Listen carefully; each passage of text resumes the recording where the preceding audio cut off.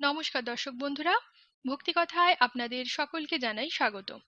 আজ আমি আপনাদের এবছর অর্থাৎ 2024 এবং বাংলার 1430 সালের পুত্রদা একাদশীর সম্পূর্ণ সময়সূচি সম্পর্কে বলবো।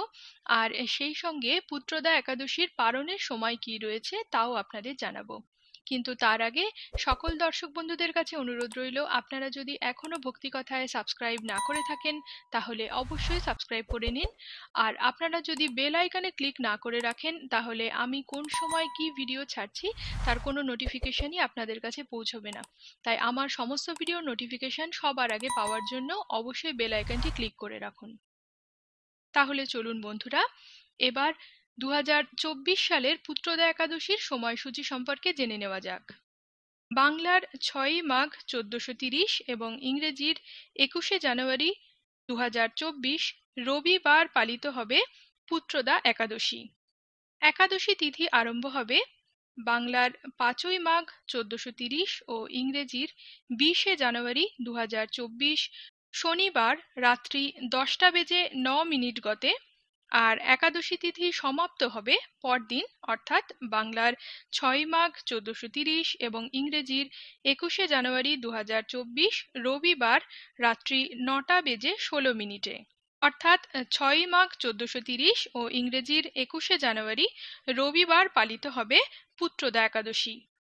এদিন গোস্বামী মতে ও নিম্বার্ক সম্প্রদায় মতে একাদশীর উপবাস।